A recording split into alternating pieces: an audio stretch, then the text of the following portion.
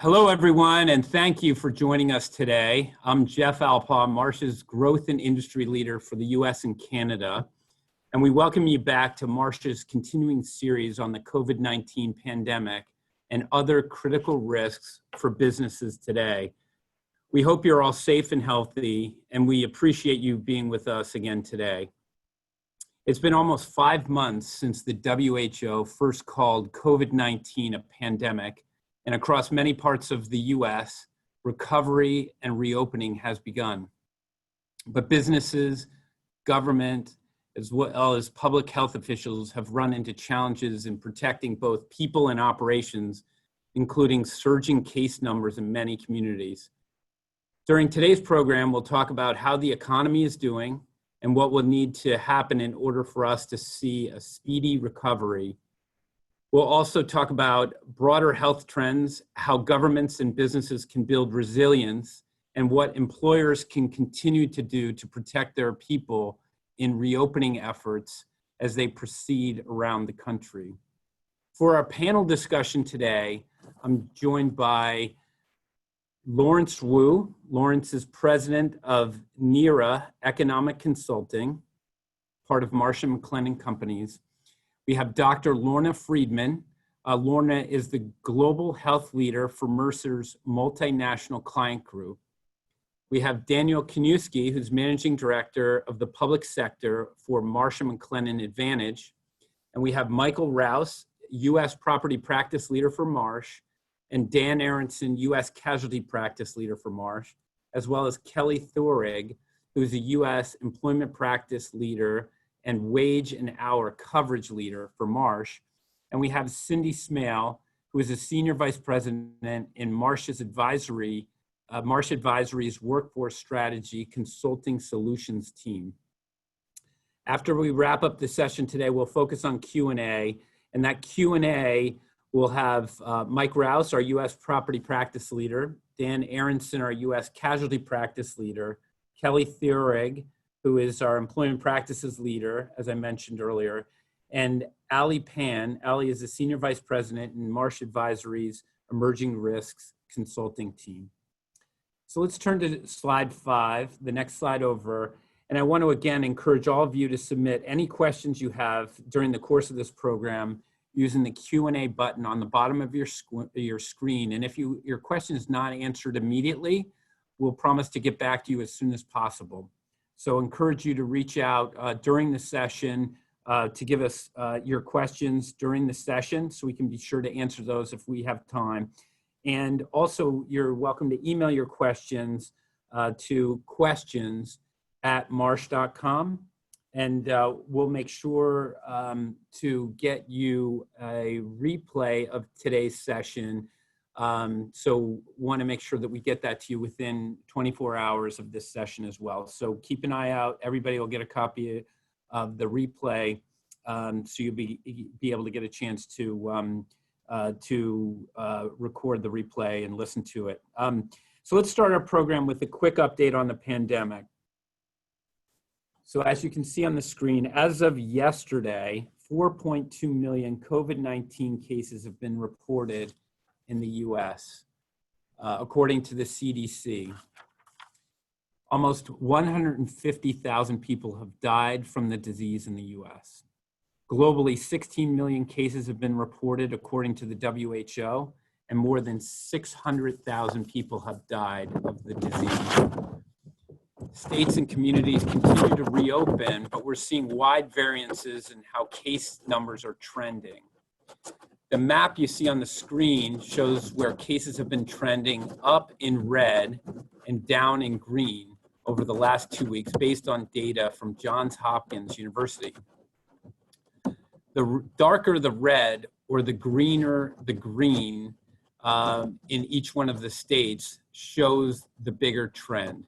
So you can see we're really seeing positive trends in some states in green, but troubling numbers elsewhere. As we've seen throughout the pandemic, these cases have come in waves. And it's important to remember that trends at the state or local level can quickly shift one way or the other. So let's start our discussion today with Lawrence Wu, president of NERA, National Economic Research Consulting, and which is part of Marsh & McLennan Companies. Lawrence, the last several months have been extraordinary from an economic perspective. What makes this crisis different from previous recessions and downturns? Over to you, Lawrence Wu.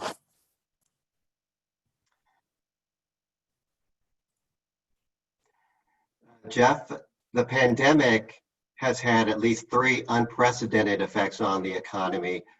The first thing is that it was sudden and it spread very quickly. Although COVID-19 began in China in late 2019, by late January, the pandemic had come to the US. And by the end of February, the virus had spread to more than 50 countries around the world. Second, it caused governments to impose measures that just halted economic activity. That brought some businesses and industries to a standstill. Uber rides fell by 80%. Air travel halted. Dentists, they only started seeing emergency cases, and hospitals stopped doing elective surgeries. Foot traffic for restaurants and some businesses dried up. You know, when we see things dropping by 80 or 90%, you know we are in uncharted territory. The third thing is that it resulted in a breakdown of both domestic and international supply chains. The impact of various risk mitigating measures and continued uncertainty has been exacerbated by the interconnectivity and interdependence of global supply chains. The shutdown also led to uncertainty over the availability of raw materials, parts, and manufacturing capabilities, and it stalled logistics and distribution channels. So all the way around, this is just new territory for us. Okay, thanks, Lawrence. That was very helpful. As a lot of discussion now is focused on recovery. Will it be a U-shaped recovery? Will it be a V-shaped? Will it be a Nike swoosh? I mean, every analyst is coming up with their own predictions. What do you see as determinants in whether this will be a quick recovery or a lengthy one?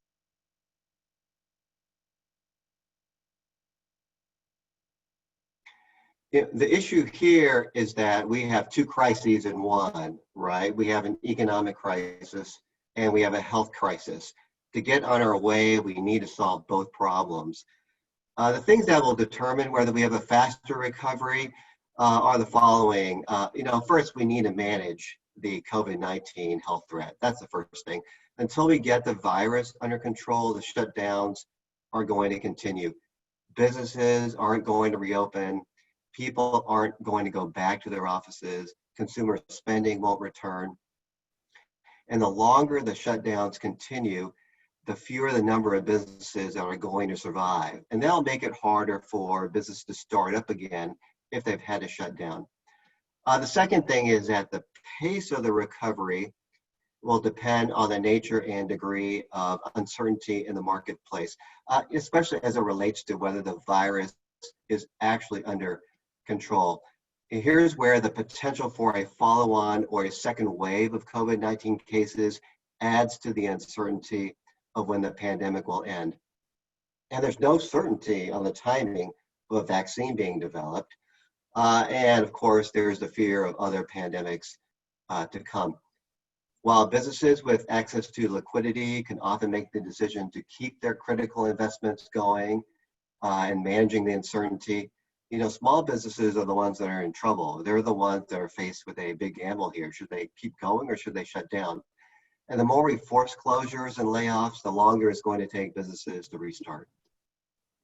Okay, thanks, Lawrence. So, Lawrence, as you look at the recovery, again, and continuing with your comments, is there reason to believe we're on our way to a fast recovery or a slower recovery?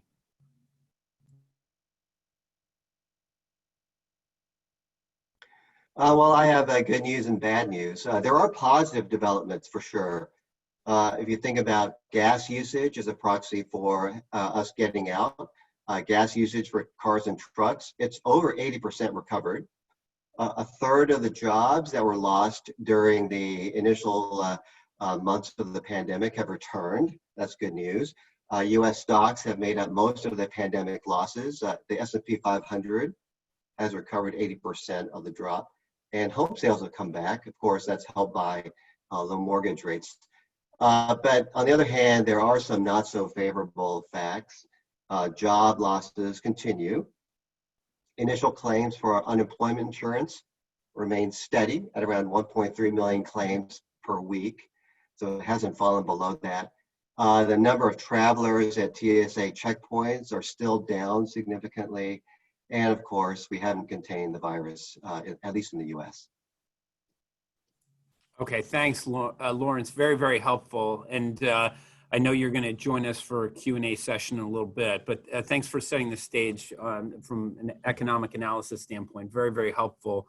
So let's now turn to Dr. Lorna Friedman, Global Health Leader for Mercer's multinational client group. As Lawrence said, we need to fight this as both an economic crisis and a health one. So Lorna, on the health front, how are we doing? Can you give us a quick update? Over to you, Dr. Lorna Friedman. Sure. Thank you, Jeff. As you noted in your opening, we're seeing significant escalations in new case numbers in many parts of the country. So it's helpful to focus on a couple key data points that can really help describe a local community or state's ability to contain these surges. So one is clearly understanding the prevalence or volume of the virus in the community, and we depend on the availability of rapid testing to define that intensity. And we can gauge testing adequacy a few ways: gross numbers tested, tests per capita, or testing per positive infection identified. The WHO benchmark for this last metric is 5%, and that is to say 5% of the population that is tested should test positive. So as per the Johns Hopkins site, the reason for this number is that if a positive rate is too high, let's say higher than 5%, that may indicate that a community is only testing really the sickest patients. It's not really casting a wide enough net to know how much virus is spreading within the community. A low rate of positivity, lower than 5%, can be seen as a sign that a state has sufficient testing for the size of its outbreak and is testing enough of its population to make informed decisions.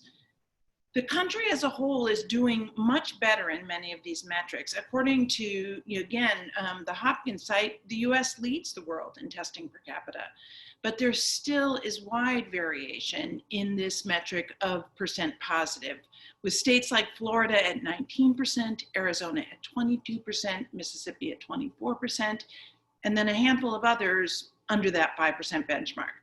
So the other key data point that we talked about is the healthcare delivery system's capacity to manage a surge in COVID-19 cases. And this in turn also impacts non-COVID care, such as heart attacks, pregnancy, trauma. As of yesterday, per the State of Florida Agency for Healthcare Administration, 24 counties had no ICU beds open, and another 18 were less than 10. In Mississippi, the state's reported over 1,400 new cases of COVID-19 on Saturday, and officials there said they have just 186 ICU beds available statewide. So this context is a reminder for all of us that the need for diligence remains and that local capabilities or deficits will define your employees' experience and their access. Okay, thank you, Lorna. So Lorna, given that as a backdrop, do you have any recommendations for businesses on how they can monitor health trends, prepare for future cases, and protect employees and others? Lorna? Absolutely. Employers need to watch closely what's happening in these communities in the US and around the world where their people live and work. And as we've often discussed on these calls, where their supply chains come from as well. So pay attention to the basics. What's the slope of growth in case numbers among your local population based on testing results? What kind of capacity exists in the health system in your local communities? How many ICU beds do hospitals have and how many are occupied? I would note this is difficult enough in the US, but we are working with clients with Marsh and OW with employees who have operations in hundreds of countries around the world. And we're working with them to build better dashboards to help them monitor and define leading trends. The journey for employees coming back to the workplace and how comfortable they are doing that is going to be driven by these and other factors. So one is transportation. Can your employees actually get to the workplace?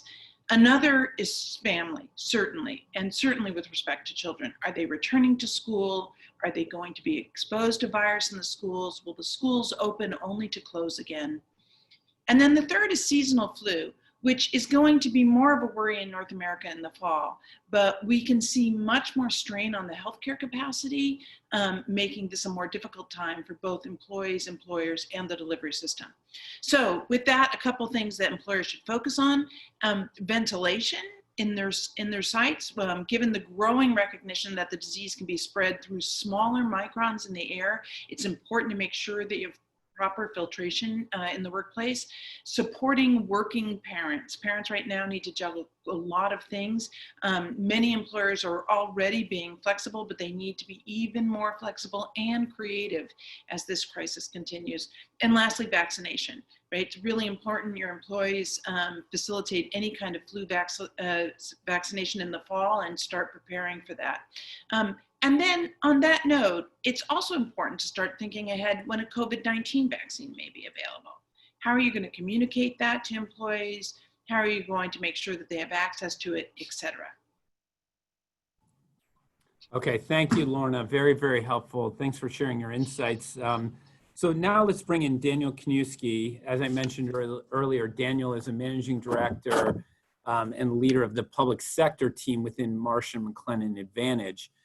Daniel, question for you. Governments obviously have a big role to play in responding to and recovering from COVID-19. Is there anything that governments have learned as various states and cities have started to reopen over the last several weeks? Over to you, Daniel Kaniewski. Thanks, Jeff. And first of all, as we heard from Dr. Friedman, we're not in the clear. And as they've continued to respond, these government agencies are starting to realize they need to prepare for the inevitable upswings in many parts of the country. Now, that includes some of the areas that have not yet been hit. So as some governments may have thought the progress we seem to be making would be achieving that goal, they wouldn't have to be dealing with these upticks until the fall. But the reality is we're seeing them now. So it's challenging for governments to execute plans they thought wouldn't be needed until later this year. And it's highlighting the need to build long-term resilience, both to the continuing effects of COVID-19 and pandemic events in the future.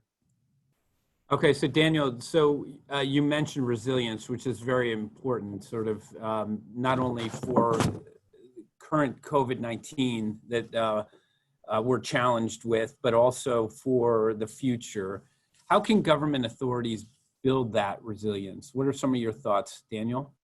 Well, let's break down resilience into three areas: preparedness, mitigation, and insurance.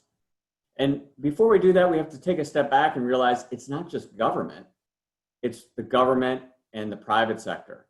It's public-private partnerships. It's a whole of America response. So let's step through those. So first, preparedness. It's about equipment, like Dr. Friedman mentioned, ventilators, masks, other types of PPE. But it also includes crisis response plans, which need to be updated and tested with tabletop and full-scale exercises. And it's about sharing data across the public and private sectors. The second one, mitigation, it's really about communicating and reinforcing what individuals need to do to fight the virus. That includes social distancing, hand washing, wearing masks, all the steps that hopefully all of us are taking right now. And governments have a key role to play in supporting those actions by providing guidance and education to people and businesses. And of course, third, there's insurance.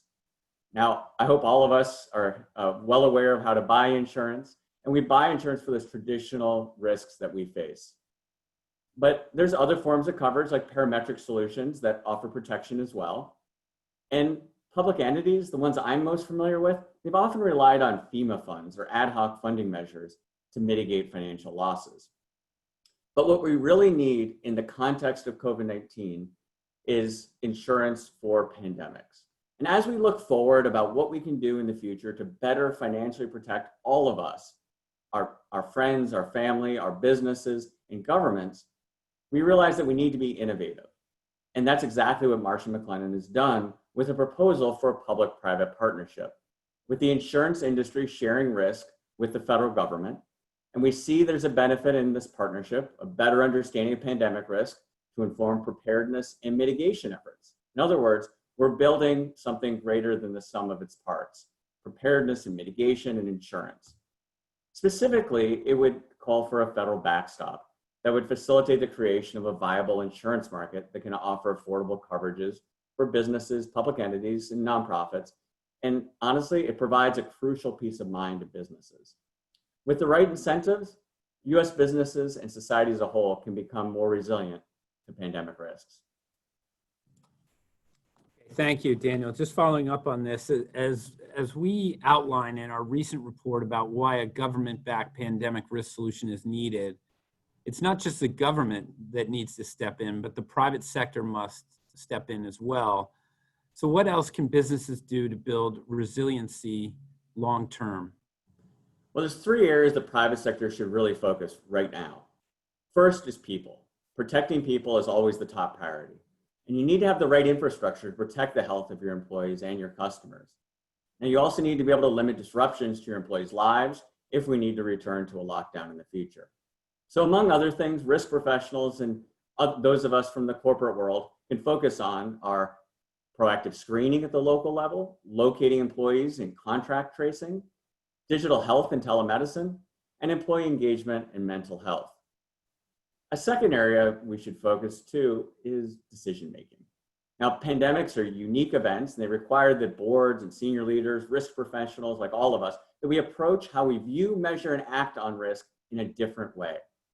So you really need to build up the metrics that we use to make basic decisions. These decisions may seem simple right now, but they become critical during a crisis. So you need to better measure risk aggregation, interdependencies. You need to better measure how much stress organizations can withstand.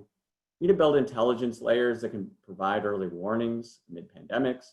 And you should collect data and metrics on suppliers and other third parties, which COVID-19 has proven can be really important to these organizations. Now, beyond metrics, organizations need to focus on scenario-based stress testing, just as governments do. They have to evaluate investments in risk capital, including potential trade-off between resiliency and efficiency. And it can also help to demonstrate to insurers and investors that the next pandemic will not destroy your balance sheet, which can help continue to help you secure coverage and attract capital. And finally, there's protecting your operations. We don't know when the next pandemic will emerge from or where, or how exactly it'll play out. There's a lot of factors that obviously determine this, including the nature of the pathogen of the virus. But a solid plan that's been tested and includes preparedness, response, and recovery actions can help you be ready.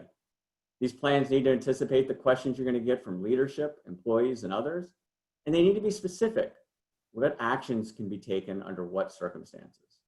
So these are just a few of the ways the private sector can contribute to overall economic resilience. Okay, thank you very much, Daniel. So we'll wrap up today's discussion. And again, after this session, we have Q&A, which will open it up. But as we wrap up this piece of our session, let's turn to Cindy Smale. As I mentioned earlier, Cindy is a Senior Vice President in Marsh's Risk Advisory Consulting Solutions team. Cindy, from a workplace safety perspective, what kind of challenges have employers run into amid reopening over the last several weeks? So again, I'll just repeat the question. From a workplace safety perspective, what kind of challenges have employers run into amid reopening over the last several weeks? Over to you, Cindy. Thank you, Jeff. Well, the experience hasn't been the same for all businesses. It's really varied pretty widely on location and industry. Some companies were forced to shut down, others kept working and supported us. Others adapted, including shifting work to home and trying to figure out how to get that done. That said, the major challenges for employers overall is dealing with changing dynamics of the disease and evolving regulatory guidance. We all know that has been changing on almost a daily basis. And it's pretty tough for employers to keep up on the latest list of symptoms to watch out for and the guidance from governments and health officials at both the federal and the state level, let alone the local health department level too. Some states have been doing a really great job of providing clear and effective guidance on an ongoing basis, even though some of it took a little while to develop. Virginia, for example, earlier this month, put together some really clear statewide guidance on workplaces that echo the CDC recommendations, and that's Virginia's OSHA, and it's a requirement that you do those things. They were asking for some really basic controls, many of which you're probably already completing, to be frank. In California, Cal OSHA has some requirements in place and a lot of recommendations, but they aren't as robust as Virginia's. And at a national level, it remains to be a patchwork of differing guidelines when you look at it state by state or even county by county, which is pretty tough to keep track of and deal with. So what has worked is when companies have taken the future in their own hands. Some companies have said, you know what, we're gonna decide not to wait for regulators to tell us what we have to do and to force us to do one thing or another. We're gonna decide ourselves. And so they've said, we're gonna proactively mandate that everybody wear a mask. And you've seen some retailers, particularly in the last couple of weeks, do that nationwide. We might undergo temperature checks and take other steps that we understand that can be helpful in limiting the spread. And that's something we've been communicating as well with our clients a lot about, including in our return to work guide and other resources. And it's not a patterned approach, and that we need to think about it differently for each employer. Okay, thanks, Cindy. So a follow-up question, what do employers need to focus on as they continue to reopen? What are your thoughts, Cindy? Yeah, so they have a lot to think about, and some of them never close. As we said earlier, we talked about the health update and how things have panned on. So one of the things that businesses really need to think about is how to stay open, because we all know we closed rather abruptly, and companies have had to think very significantly about and do a lot of planning to figure out how to manage opening again. The hard part is staying open and determining what to do. For example, if you have a case involving an employee or a customer or a local authority that requires you to shut down again. So if you think about once you're open again, what are those gates or triggers that could affect your plans? And we talked a bit about gates and triggers and data earlier, and that's an important part of that. You need to be built in, that's all needs to be built into your reopening plan, and you need to remain flexible about that. You may want to think ahead of the next steps of those situations and make sure everybody understands what to do. That's the important part in order to be able to administer it quickly, because you may not have a lot of time to react if you're presented with one of those situations. And there's no clear-cut rule that we can recommend to apply. It would be great if we could, but there's just not a clear-cut rule. So you're going to need to decide for yourselves based on your industry, the nature of your workplace, and other factors that are specific to whatever triggered the event. So thinking about that, if you're a food processing plant that's essential and you've been running along and you have 4 employees out of 100 who are in close contact with someone who's confirmed to have the virus, maybe you don't need to shut down. Maybe you can manage that situation and not have to shut down. On the other hand, if you're a small bookstore and all of your employees work closely at the time, you may need to shut down in the event of a confirmed case. So every business is going to need to decide on those things on their own. Okay, so Cindy, before we wrap up, do you have any other recommendations for employers? Well, I can kind of go back to that original conversation, Jeff. So we need to make sure we are looking forward and staying flexible. Everything's changing. We can say to a fair degree of confidence that the problems we have right now related to testing and tracking are not going to be solved in the next 2 or 3 months. We're still going to be dealing with that. We're going to have more hotspots that continue to pop up even when it's controlled.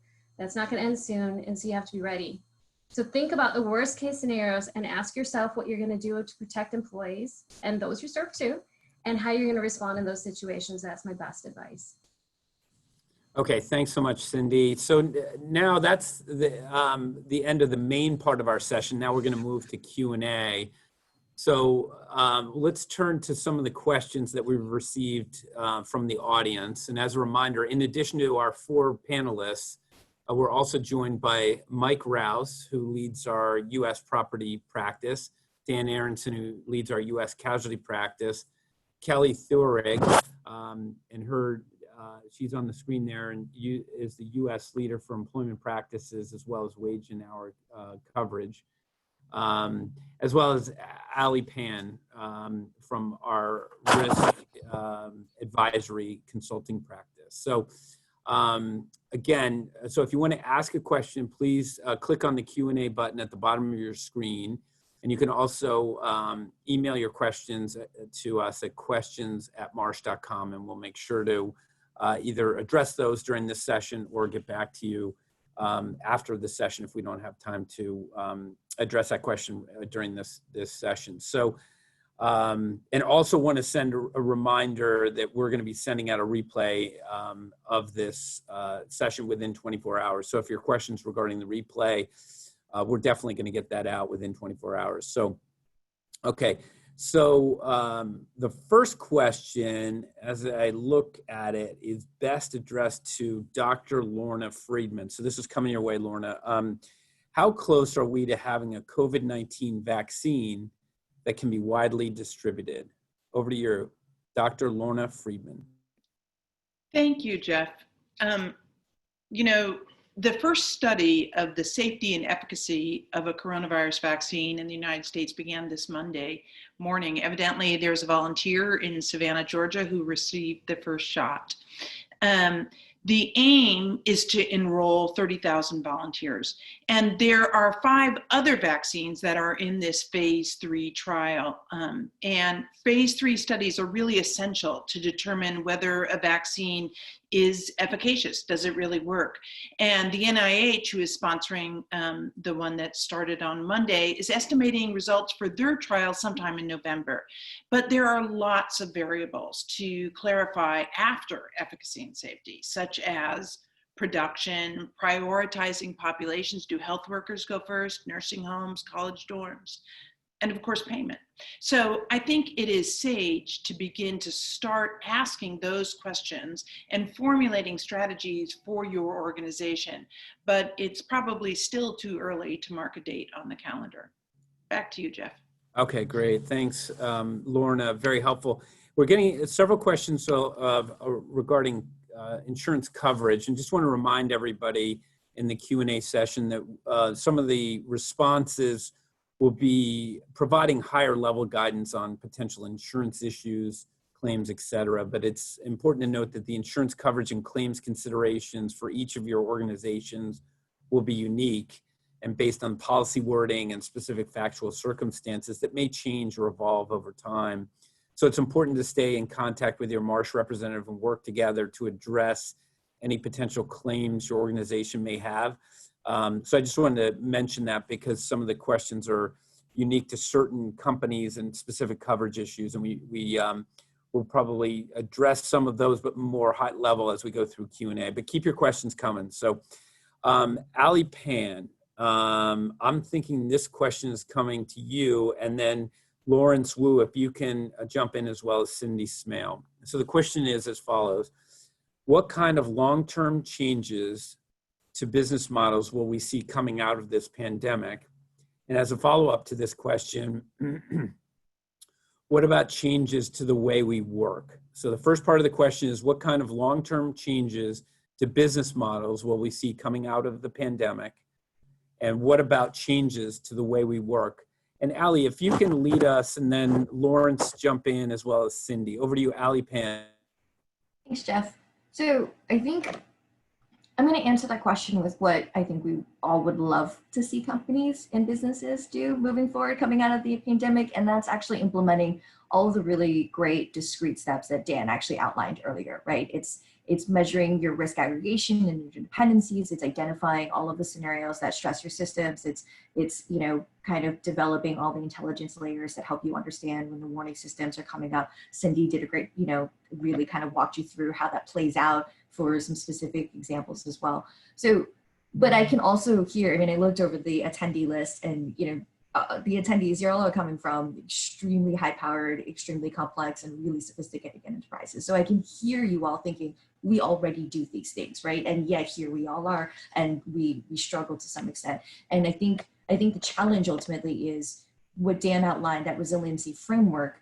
Really, the question is, have we been doing that enough? Have we really been implementing the steps and living the framework as Dan laid it out to the extent that really that framework demands, right? And so the question becomes, moving forward, how comfortable are you challenging yourselves, each other, internally in your organizations to live in extreme discomfort, right? If your resiliency profiles, or if your risk profiles, or your risk management portfolio risk system really deals with risk areas that are oddly familiar, and if your tabletop exercises are scenarios that 85% of it are steps that you've done before, and you're not really challenging the limits of your business continuity plans, then have you really lived up to the the core tenets of that resiliency framework? And so moving forward, we'd love to see organizations really challenge themselves, right? If you're not, as part of the portfolio development, looking at your risk profile, saying what's that really crazy scenario? What's the true black swan? If you're not anticipating something that belongs in a Marvel screenplay as potentially impacting your company, then I would say that maybe you haven't pushed your resiliency framework quite far enough. In terms of the ways that we work, I like to think about it, and then I'll hand it over to Lawrence. I like to think about it sort of very tactically at the individual level, but then also broadly for the enterprise. And tactically, I think we're really understanding the ways that we're understanding how critical communication and interpersonal relations are, right? As we're all sort of separate. And so, but also that some of those comms and some of those connections can be maintained digitally and flexibly to support the various needs and really ultimately the very diverse needs of a diverse workforce. So in terms of the way we work, I think that I think that COVID has really stressed and asked ourselves, what can we tolerate in terms of how our employees and our different teams interact with one another in ways that I think are ultimately in the long run going to be fruitful, because we're identifying flexibility that I think ultimately brings more talent and more diversity into our workforce and gives more opportunities to people. I think ultimately that's a great thing. Sort of structurally, macro level, the way we work, I think it's recognizing, again, what I spoke earlier about living up to that resilience framework and what the demands are, right? That it's that esoteric intellectual challenge of how far can you push yourselves in your creativity and anticipating that next risk. That starts with every individual employee as they think about their day-to-day, to the risk manager, to the CEOs, to the boards. It's all about how do you get creative in forecasting that next risk. Lawrence, your thoughts? I'll focus on the long-term changes, and I see three things. Look, it's accelerated, the pandemic has accelerated the growth and adoption of digital technology, and I think that's going to keep going.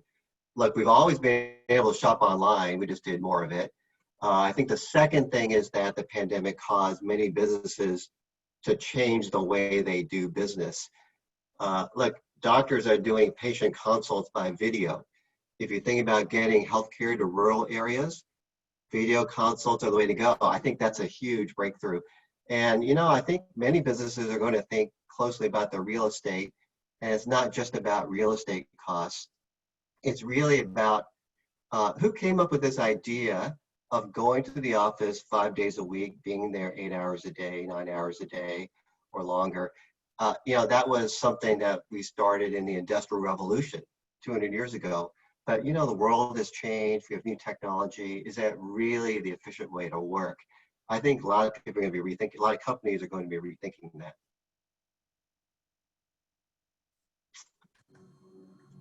Okay, Cindy, did you want to add to that? Most certainly. Thank you, Lawrence and Allie. And I'll echo their thoughts. I mean, my very first thing that I was thinking of was robust pandemic planning.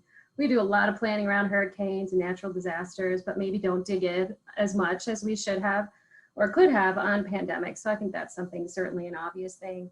I think remote work is going to continue. As Lawrence mentioned, Google announced yesterday they're not going back to their offices until summer 2021. So that's a pretty big thing when you think about how do people get injured at home? What does insurance look like? Ergonomics, all that is a very different place from where we've been talking about working from home 1 day a week, or when you have a doctor's appointment or something like that. So I think that's a significant change. I think delivery is another piece. So we get everything delivered to our homes now if we choose, and it's kept a lot of businesses alive, restaurants and others that embrace delivery or drive-through pickup, those kind of things. So I think that's something that'll continue to grow and expand. And then I think we're just going to become less physical, and we're going to continue to have distancing measures. And so when you think about less physical, what does that mean to industries like education or hospitality? And I think we're going to see some pretty marked shifts in how we handle those kind of industries moving forward. I don't know that we'll ever shake hands again. So back to you, Jeff. Okay, Cindy. Let's pivot to Mike Rouse, and I'm looking at the next question that comes in. This is really related to property risk. So Mike, this is coming your way. As a reminder, Mike's the U.S. property practice leader for Marsh. Question is, are we seeing any changes in the way property risks, especially communicable diseases, are underwritten as a result of the pandemic? Over to you, Mike Rouse. Thanks, Jeff. Yeah, we've seen obviously a big change in property policies over the last few months as respects to communicable disease. Most notably, probably absolute exclusions from really the majority of carriers that we trade with, or some form of very small affirmative coverage, but nothing near the relevance to the actual exposure that many of our clients face.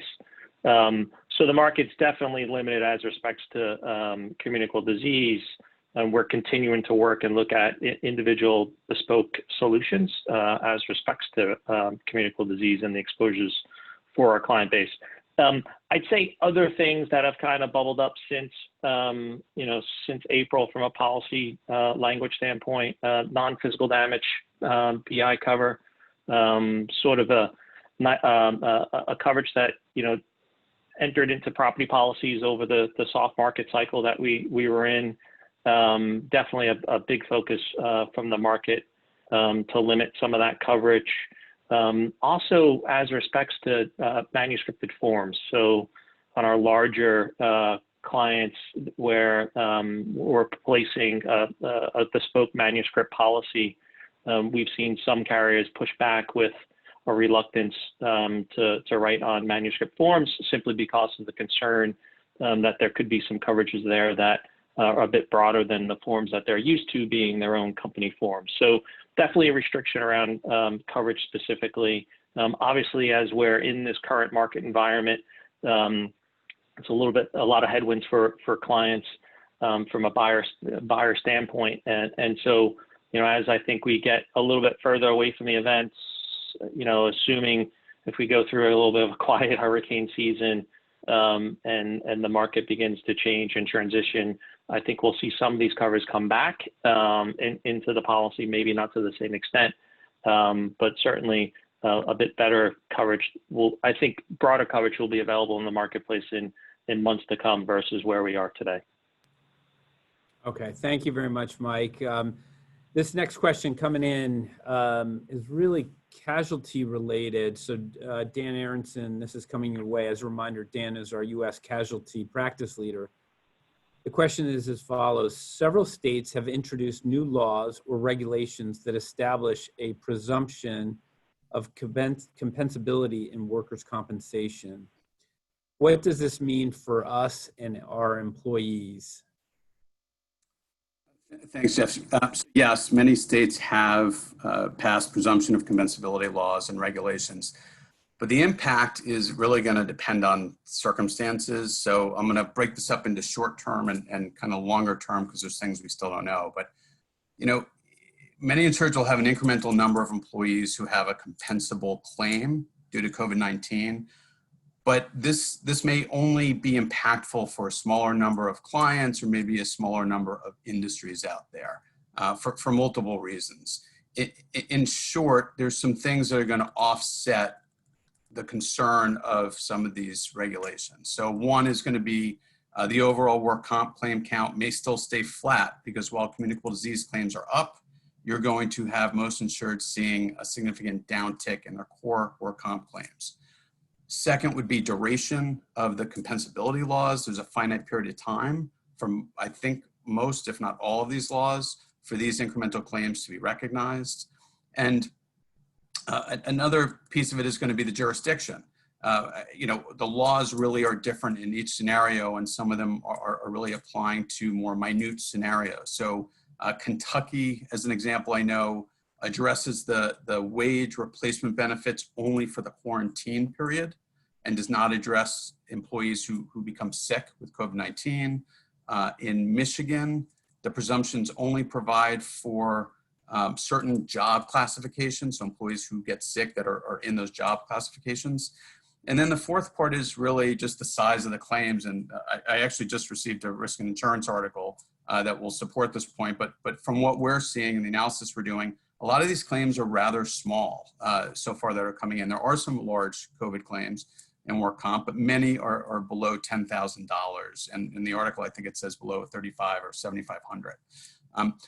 Where you know the short term might be less impactful than we expect. Here's what could happen long term. One is you could have you're going to have certain industries like healthcare, which we'll see a big uptick in claims.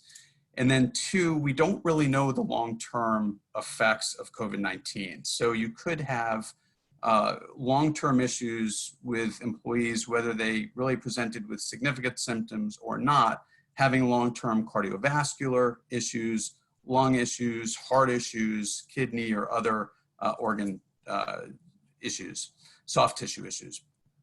The other part to just think about is comp premiums are coming down significantly in many industries as insureds have shuttered their doors, or for this year they're going to change operations and have fewer employees or having employees with lower classification codes. So there's less premium coming in, and if there is that incremental impact in certain industries, that could have an effect. But you know, it's still early, and we still think work comp can normalize on an overall basis, Jeff. Okay, great. Thanks, Dan. And so we have a follow-up question that just came in regarding workers' comp. So I just wanted to, while we're on the subject, wanted to pose this question to you. Should companies be reviewing business interruption or workers' compensation policies as they shift employees to working from home? So most policies list specific locations for general liability coverages, but what are your thoughts on that question? All right, so the business interruption part really is more of a property piece. So let me talk about the work comp working from home specifically. And you know, there's a couple things to consider on that. Number one, the policies themselves should cover in the scope of employment. Where you really have to look is to make sure employees, when they're working from home, are in states that are typically covered by your policy, and make sure that you don't have nuances on some deductible, but mainly on self-insured excess policies. You could have workplace definitions that might be different. So you should look at that language and work with your broker accordingly.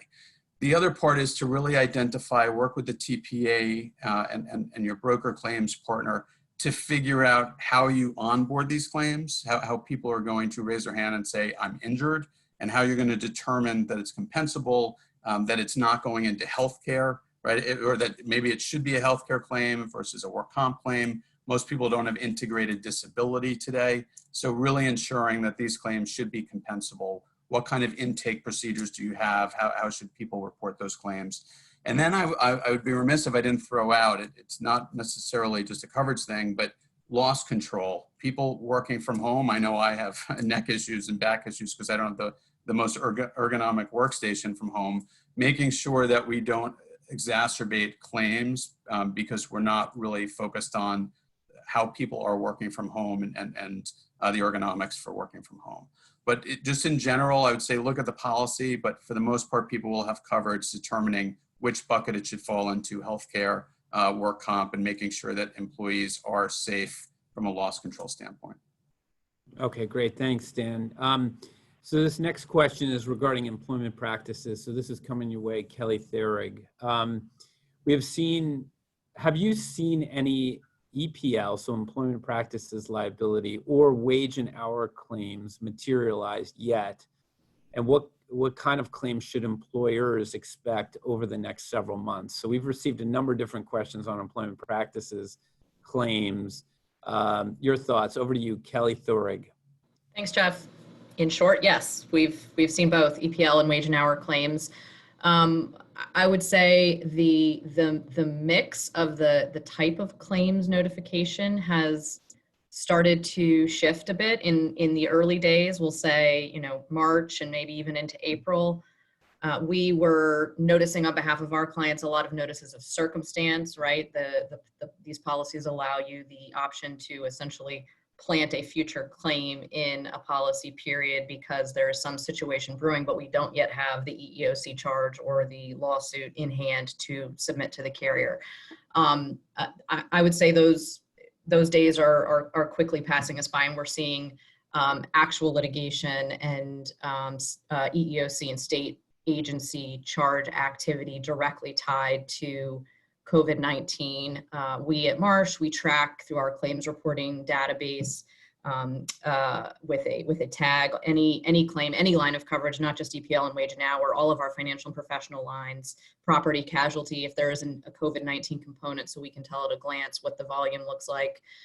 There are a number of employment defense firms that are doing something similar. They have COVID-19 claims trackers, and the general assessment is that we are seeing relatively significant month-over-month increases in just aggregate number of filings, although it looks like July is hovering right around where June was. But you know, we've been anticipating the already steady claims activity to really start ramping up right now and into the summer and into the fall for a couple of reasons. One of which is the the unemployment benefits that many employees were receiving through the CARES Act, that those are expiring this month if they haven't already. So there's a lot of pent up potential claims activity that we're expecting to come down the pike. Some other themes we've observed, given the breadth and the nature of this all-encompassing pandemic, the claims cover any number of different topics, but there certain trends are industries that are particularly susceptible to employment litigation as related to COVID-19, which would be healthcare, manufacturing, retail. But obviously no employer or no industry is immune, and we've noted claims across all industries. And then in terms of kind of categories of claims, they run the gamut, but if we're breaking them into kind of rough buckets of underlying activity, one key driver is an allegation that the employer failed in some way to provide or encourage a safe working environment. Whether that's through an allegation that they were not abiding by a shelter in place or a stay-at-home order, that they weren't providing adequate or sufficient PPE, hand sanitizer. I mean, all of those types of allegations can give rise to claims against an employer. Another large category of exposures stems from discrimination allegations, and those can come from a variety of different aspects. Disability discrimination is obviously front and center in these claims, whether it's COVID-19 as a disability, and that's remains a bit of an open question, or more commonly, I would say, an employee might have an underlying health condition that makes them more susceptible to complications from COVID-19, and how is the employer accommodating that or addressing that or not? Also age discrimination and unfortunately race and national origin discrimination claims have increased as well. So the EEOC and the state employment agencies are very mindful of that, and they're tracking that activity very, very closely. And we have noted an uptick in those areas. Lots of activity around leave and whether an employee has been given the amount of leave that they are entitled to, whether when they return from that leave, if there's an allegation that they've been demoted or they've been, kind of sidelined by their group. Lots of fodder for that. And then I would say, the category of claims that gives me the most heartburn, and I think our carrier partners, are the retaliation and whistleblower claims, where you have an employee who has raised their hand or, filed a complaint with OSHA or some other health and safety concern, and then they are thereafter terminated or disciplined or otherwise negatively impacted in their employment. Those are very difficult, expensive claims to defend. And there's been a whole host of examples of retaliation claims across all industries. Finally, I'd be remiss if I didn't mention wage and hour claims. Wage and hour class and collective actions are a mainstay of employment litigation, irrespective of a pandemic. But there's a lot of tendrils that the pandemic can have and play into that claims activity as well. Whether it's with employers now implementing temperature screening, for instance, when folks are reporting to work, if they're waiting in line, is that time compensable? Issues around expanded schedules, working from home, and how you're monitoring how much your employees are working when they aren't physically there on site. There's a whole host of potential for that activity as well. So we're mindful of all of it. We're kind of bracing for the fall, but there's a lot to be said already in just the last few months that we've seen. Okay, great. Thanks, Kelly. So very helpful, very comprehensive response. Thank you so much. Now let's turn, this next question is regarding FEMA, and this is best directed to Daniel Kaniewski, so this is coming your way, Dan. And does FEMA have enough funding and resources to respond to a major hurricane or even a major tropical storm like Hannah or Douglas that we've seen this year? So hurricane season is upon us and want to make sure that we're prepared. But wanted to pose this question to you, Daniel, regarding FEMA. Over to you, Daniel Kaniewski. Well, FEMA is funded out of the Disaster Relief Fund. That's a pot of money that Congress appropriates money to fund disaster response operations for FEMA and, frankly, the entire federal government. Now, the good news is that Congress appropriated a lot of funding to that DRF at the beginning of the coronavirus situation. So it's a disaster, right? So any disaster, whether it be coronavirus or a hurricane or tornado or flooding, is funded out of that DRF. And again, that funding level is very high. It was appropriated about $80 billion just a few months ago. So that should be sufficient funding to answer your question for this hurricane season. If it's not, Congress can always appropriate additional funding. Okay, great. Thanks, Daniel. So this next question is, I think, best directed at you, Dr. Lorna Friedman, and then Cindy, if you want to jump in, as well as Kelly. I'm seeing more and more retailers and restaurant chains announce that they're requiring customers to wear masks before entering. Should my business do the same? Your thoughts, Lorna, and then Cindy and Kelly, if you want to jump in. Sure, thanks. And I'll start with just the quick clinical comments. The wearing of the mask and the efficacy of a mask is in part related to the type of mask and, of course, how it's worn. And at a high level, the mask decreases the chances of the wearer of the mask from spreading the virus unwittingly to others. As recall, many people are asymptomatic with this virus or are infectious before they have symptoms. So the mask protects others. This week, researchers in California actually published an article highlighting multiple ways in which wearing a mask also protects the person who wears it. So one of the study's authors, Dr. Monica Gandhi, states different kinds of masks, they block viruses to a different degree, but they all block the virus in some way from getting in. And the study suggests that if virus particles even do get in, there's less of them coming in, and therefore the disease might be milder. Additionally, we know those societies where, or those jurisdictions where people wore masks early, we see higher populations of asymptomatic individuals, giving us the sense that there is an inoculative impact, and that masks are decreasing the amount of virus coming in and therefore decreasing the intensity of the virus you get and the symptoms you get. So with that said, there's plenty of positive news in regards to mask wearing. But with that, I'll turn it over to Cindy.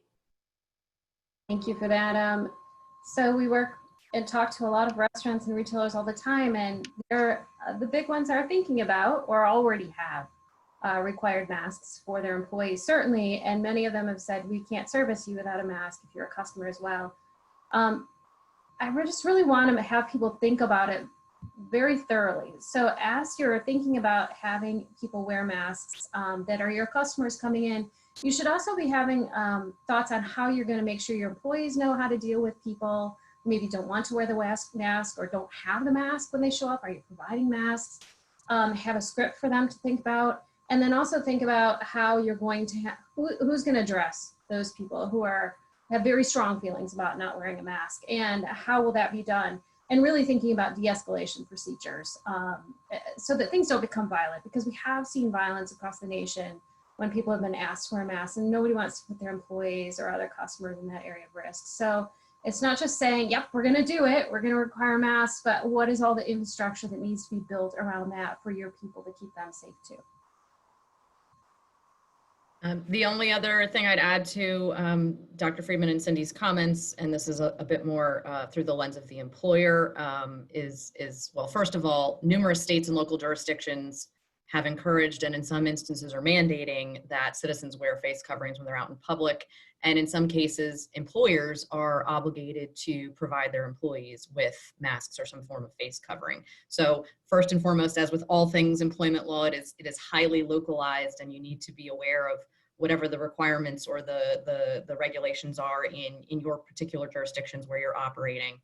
But I will say that, we are seeing many of our employer clients move in that direction. And it all comes down to evaluating the specific circumstances of your physical workplace in the confines of the jurisdiction where you're operating, and determining what makes sense for your workforce as well as your customer base.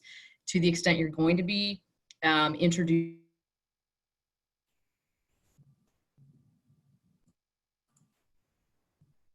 Okay, I think we lost Kelly, and I know we are running up against the hour. We may have time for one or two more questions, a lot coming in. One that I see here is regarding PRIA, the Pandemic Risk Insurance Act, and Daniel Kaniewski mentioned PRIA earlier, as well as the need for resiliency moving forward. So the question is, Marsh has been vocal about the need for Congress to pass a pandemic risk solution like PRIA. What's the latest on the bill? So the bill that's being referred to is HR 7011, which is Pandemic Risk Insurance Act, which calls for a $750 billion backstop by the US government.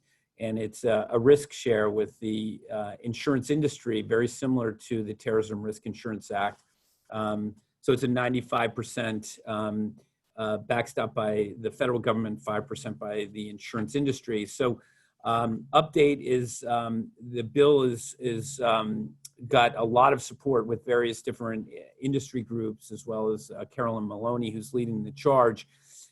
Since our last update, we've had two other groups and possibly a third come forward with similar solutions, and some have variations of a Pandemic Risk Insurance Act. So essentially, one of which is backed by is an idea put forward by Chubb. Another one is put forward by a group, APCIA, American Property Casualty Insurance Association, and both have variations of the PRIA concept, all of which have pros and cons. But essentially, where we are is we believe that moving forward, having multiple options gives us and the clients, and particularly more options towards a collective solution where we can take the best of the best and move that forward in order to provide a public-private partnership solution and a backstop to protect against the next one. Because as we're seeing, industries have been heavily affected, as we're seeing with COVID-19, especially industries in the sectors of entertainment, restaurants, retail, real estate, hospitality, and so many others, as we're seeing significant effects, higher ed, et cetera. And we want to make sure that we're not only building resilience for the next one and protecting for the next one, but also providing economic relief and recovery in the form of a backstop.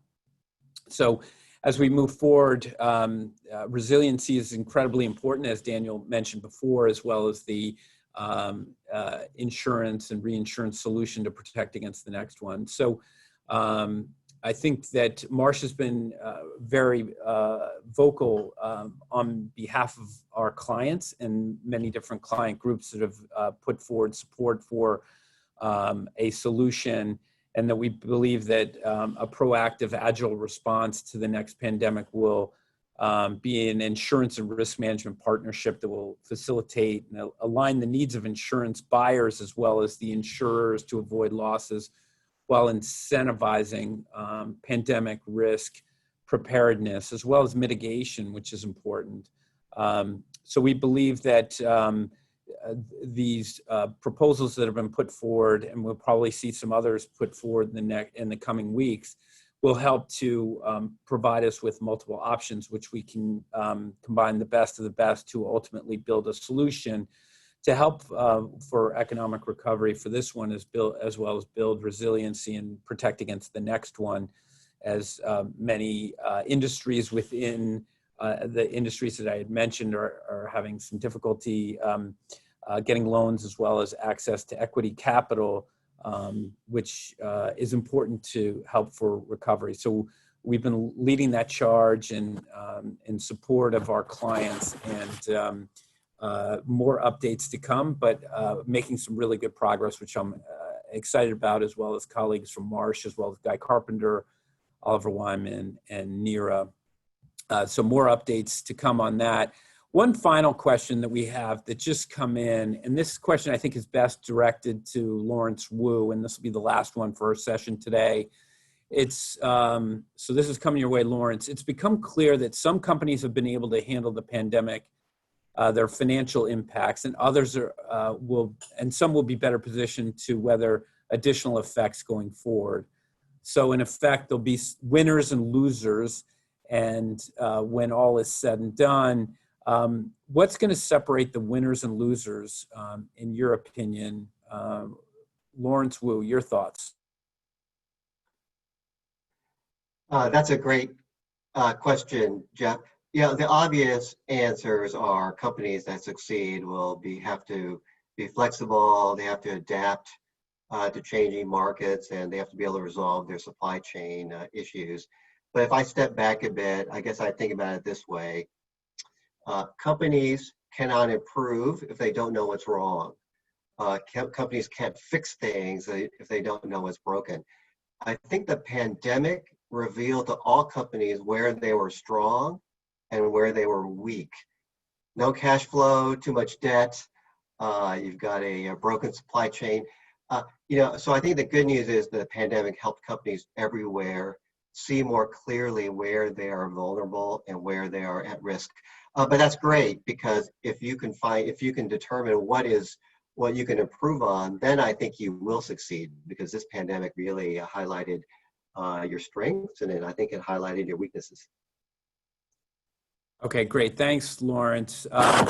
And so that's all we have time for today. And wanted to thank each one of our panelists for joining us, as well as each and every one of you for joining us. And so you'll receive an email within the next 24 hours with information on how to access the replay for today's program.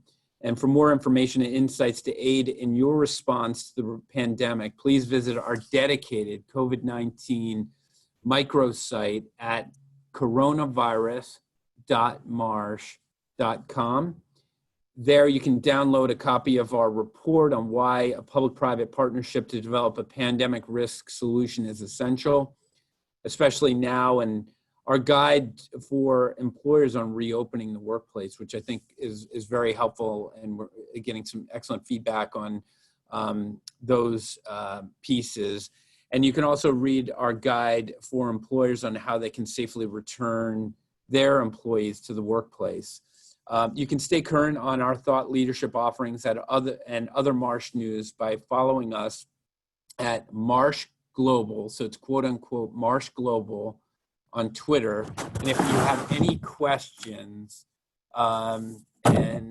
whatsoever, please reach out to your Marsh representative, And thank you again for joining us, and have a great day.